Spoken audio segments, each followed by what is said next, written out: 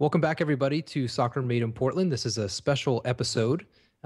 We are going to be speaking with new Timbers goalkeeper coach Mike Toshack. He was just hired recently or just announced recently as well. He'll be coming to Portland starting for the 2012 season. And Mike, thank you very much for joining us. Yeah, glad to be here, guys.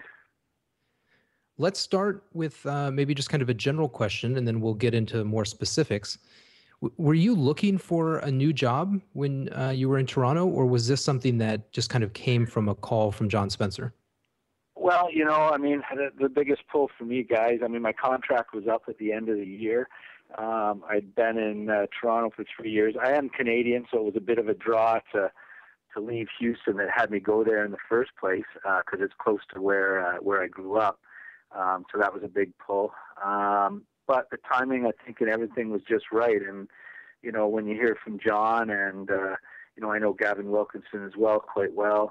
And, that's just something that, John's always known that. He just has to pick up a phone, and wherever he is, I'll go. I feel that strongly about his vision of how to run a team and how the game should be played. So it made it quite easy for me, guys, really, and the timing was just right. Now, you've got a pretty good little coaching resume over the past 10 years, a number of stops, most recently, obviously, in Toronto. Was going to Toronto and going back to Canada, at the time, were you thinking that might be more of a destination for you as opposed to being part of a journey along the way? Yeah, in this business, you hope that you're going to land somewhere, and it'd be nice to be somewhere for a long time. And like I said, I loved Houston. It was great.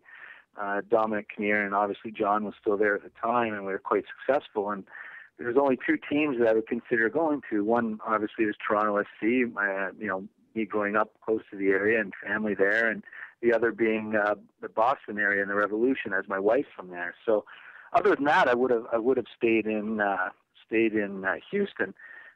But it was, I thought the time was right. They were 3 years in at that point. Toronto FC and John Carver was there, and I knew a bit about John from some other people that I've worked with that were at Newcastle when he was there. And I knew he was a great competitor and what he was looking to do. And I thought, you know what, the timing's right. Let's go and see if we can give it a go. And then, John obviously left, went back home, and he's at Newcastle now on the staff. And then sort of things, 5 head coaches in 3 years made it not the most ideal spot at times. So, you hope it's going to be a destination, but in the end, in this game, you know how things change quickly. Now, you've mentioned that you were sort of aware of the Timbers as early as their NASL days, and you coached against the Timbers in the second division level. How aware are you, or how important is it to you that the Timbers kind of have a little bit of a tradition of successful goalkeepers from the earliest days through Troy Perkins today? Oh, for me, huge. I'm a big history guy as well, and I grew up on the North American Soccer League, and and the Timbers have something which is rare in North American soccer. They have that history, which, Seattle, the arch rival down the road, has, and so does Vancouver Whitecaps. And, they have that heritage from their days in North American Soccer League. And I think that's great that they've kept that and that continuity. And for me, someone that's grown up on the NASL, it's a thrill, really, to work on. I have an old videotape here. It's all grainy and everything of the Timbers playing against Chicago Sting at Wrigley Field, of all places. And, so I'm a real fan of it. And, like I said, I can't wait to get there and get that, pull on a jacket or training top with that crest on it. And, I remember Bill Irwin was a favorite goalkeeper of mine. I used to follow in the league, and I remember when he moved to the Timbers. And then, obviously, the success they've had through the years right up to now. So it's for me, it's great. Like I said, that history means a lot to me. Well, Bill Irwin's, of course, still in town, coaching over at University of Portland, so he's definitely around. Let me ask you this really quickly: how well do you know Trevor James and or Amos McGee, two of the other assistant coaches for the Timbers? Very well, actually. Amos, I knew from his days in Minnesota, and when I was coaching in the A League at the time, USL, with both Montreal Impact and with Vancouver, and so I know him from there.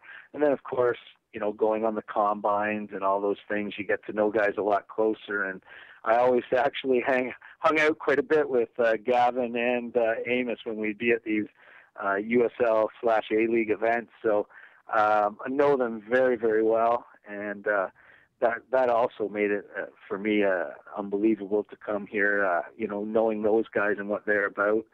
And Trevor, I know from the LA Galaxy days, him being with the Galaxy, and from when I came into the league and everything. So I've known him from those days as well. So it's a very familiar staff to me, that's for sure. Well, the staff member that you're sort of replacing, Adam Smith, he went to the Timbers Youth Academy to be a director there. Has there been any discussion about what type of relationship there might be between the first team and the rest of the academy, even all the way up through like the U23 team? Yeah, now that was one of the things that I discussed when we were talking about it. I know in Toronto, the importance that they put on youth, new $22 million training facility, and a lot of it for the academy, and what's coming up through there.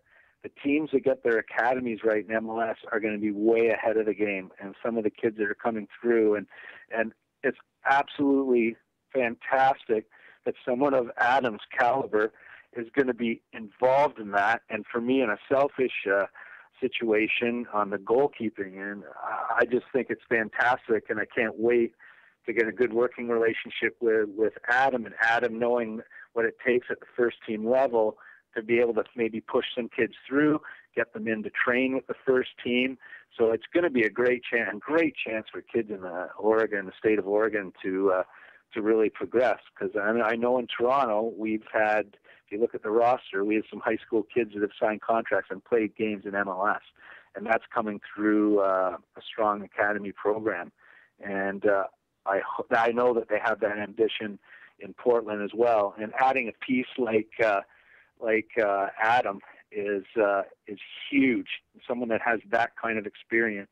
So I'm really looking forward to developing that goalkeeping program and with him, and can't wait. Now, it might be a little too soon to look to the academy for this, but there is a third goalkeeping spot open on the Timbers right now. Have you talked to John about that? Is the plan to maybe just nab a younger guy out of a draft, or are you guys thinking that maybe you'll get some experience in that third spot? It's a funny one, that situation. And you look at, Troy Perkins here, who's actually coming into the prime of his career, and very promising goalkeeper in Jake Gleason. So now you got to weigh that. Okay, what all kinds of different factors go into it. Who's available? Are they going to be the right fit? Draft picks. Is there a goalkeeper that we feel has potential in the draft? All of those things go into the decision, and we've talked about it. And of course, we have anywhere from 10 to 12 names that we're seriously looking at, and the scenarios would fit to what we're trying to build with the other two goalkeepers as well. So there's going to be a lot of factors that go into it, but we have a pretty clear idea of the type of fit we want. Let me ask you a question that was sent in by a listener. This one's actually from British Columbia, a guy named Zach Meisenheimer, who wants to know what, I guess, was your best or worst memory against when you competed against Portland in the second division days. I assume he's referencing the Whitecaps. Yeah, I think he would be referencing that. And that name's familiar, Zach. I know Zach. He's one of the super fans there up in Vancouver. I think he's one of the Southsider guys. That name's really familiar. I'm just trying to think. Well, I wasn't there when trying to think with Portland. What I do remember about those games is the excitement of coming down to Portland and the echoing of that chainsaw. Boy, I tell you what, when you heard that, you just knew that, you'd just been scored on and things were trouble. But with Portland, I just think I remember there were always big games, and it wasn't Vancouver because it always went back to the roots on those NASL days. It was the same thing with Seattle. I wouldn't say any one specific game, but just every game with them was a big one, and to lose it, you felt it a bit because you knew our fans were in, always blogging back and forth with their fans and the whole bit. So I wouldn't put one moment, but it was just always great competition. Another user, Greg from Portland, was kind of curious and wondering about it's sort of duties of the goalkeeper coach, and along with that, sort of that separation, because it's kind of an interesting dynamic when you're a goalkeeper coach, because a lot of times you're working on your own, separate from the rest of the team with those guys. And how much of that do head coaches that you've worked with in the past sort of dictate what you need to do, or do they just kind of give you free rein when you take the goalkeepers off to your end of the field? Well, you know what, with the best coaches that I've worked with, I mean, they know that's your domain, and they have you in to prepare the goalkeepers and have them ready. They've got to have trust in you, because ultimately they're going to make the decision, and you have to get them ready and help them decide this who's best this week, this who gives us the best chance to win. But it is sort of a funny thing. We're in a team sport, but it's almost it's an individual thing in the way that we train at times.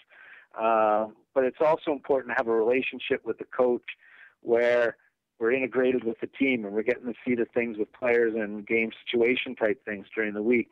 So you've got to have a very good relationship with the coach where we can plan our week, the individual stuff we need to work on as just goalkeepers, and then to be integrated into the team to be able to get the match situation type things that we need. So you need to have great communication with the coach, the head coach, and really plan that together. So what you do is you look at the week and the week ahead and the things you want to accomplish, and then try and do the scheduling from there. So it's a combination of things, and I think you got to have great communication. And like I said, you're also trying to, with the goalkeepers, you got to get their confidence and keep them confident. And it's sometimes can be difficult, because with the head coach, you gotta say, maybe keep some things that, maybe they want to share with you how they're feeling and things like that they wouldn't come out with so readily, and those types of things. So you're real balancing act there between being with the team and almost like an individual coach. So it's a real balancing act, I think.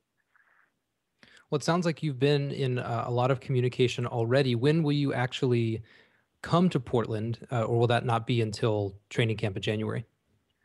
Well, we're on the phone almost every day, so we've been going at it pretty good.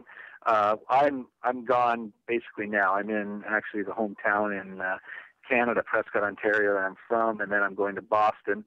Right from Boston, I'm going directly, meeting up with John and the rest of the staff at the Combine, and then from the Combine to the draft, and from the draft directly to Portland. So that gets us into Portland like the 13th of January or so. So we'll be right there soon.